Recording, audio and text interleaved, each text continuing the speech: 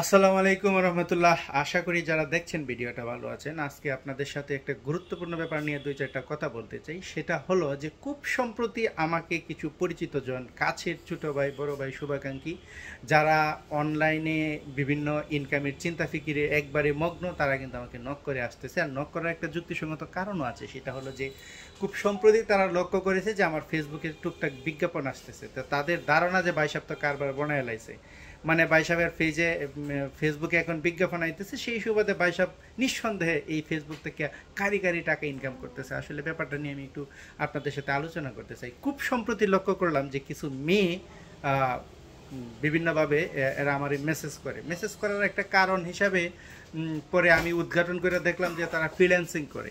আচ্ছা, তারপর এই ফ্রিল্যান্সিংটা কী করে তারা, আমি জিজ্ঞাসা করলাম। তারা যেটা করে, তাদের ফ্রিল্যান্সিংয়ের টাইপটা হলো এরকম যে তারা বিভিন্ন ধরনের ক্লায়েন্ট সংগ্রহ করে দেয় বিভিন্ন ছোটো বড়ো কোম্পানিকে, যারা মানে এই ফ্রিল্যান্সিংটা শিখতে চায়।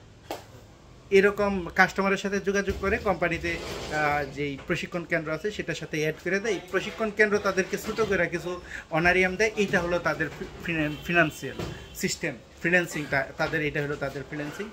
এছাড়া আরেক ধরনের ফ্রিল্যান্সিংয়ের সাথে আমি খুব সম্প্রতি পরিচিত হলাম। এটা হলো বিটকয়েনের আদান প্রদান। অর্থাৎ অনলাইনে বিভিন্ন ছেলেপেলে আছে যারা ক্রিকেটে জুয়া, বিভিন্ন এরকম মাধ্যমে তারা বিভিন্ন জুয়া খেলে। হ্যাঁ, তারা অনলাইনে বিভিন্ন ক্রিকেট, বিভিন্ন ধরনের বাজি, এই ধরনের জুয়ার সাথে সম্পৃক্ত। এটা তাদের কাছে ফ্রিল্যান্সিং নামে পরিচিত। তারা এই ধরনের ফ্রিল্যান্সার যে তারা বিভিন্ন অনলাইনে জুয়া খেলে। এছাড়া এক ধরনের ব্যাপার দেখি আমরা ইদানিং, কন্টেন্ট ক্রিয়েটর। রাস্তাঘাটে, ফুলের নিচে, সব জায়গায় কন্টেন্ট ক্রিয়েটর।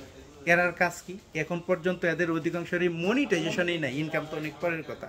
এরপর ফেসবুক আপনার ড্রপারদের যে ইনকামটা দিব, আপনার আগে বলা মোবাইল দিয়ে নিজের মাথাত বাড়ি মারবেন।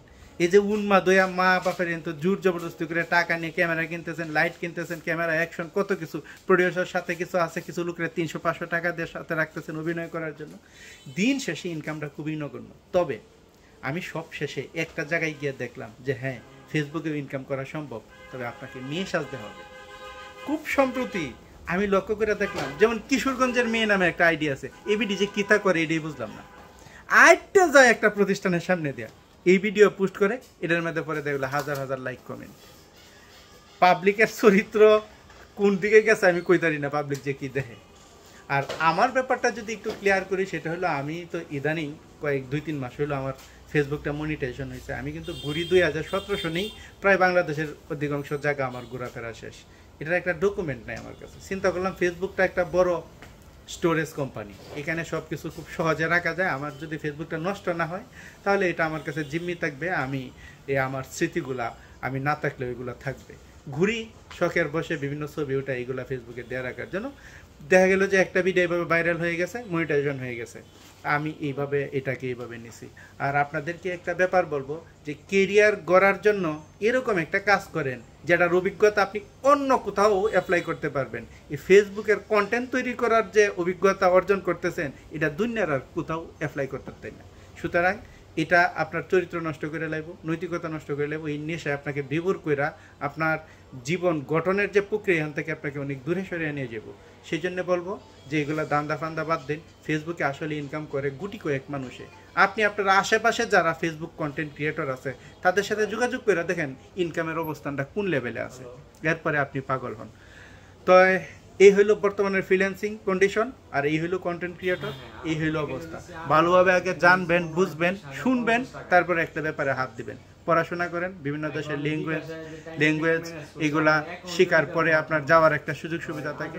বিভিন্ন টেকনিক্যাল ইনস্টিটিউটে ভর্তি হন, কিছু কারিগরি দক্ষতা অর্জন করেন, এভাবে নিজের প্রতিষ্ঠিত করেন।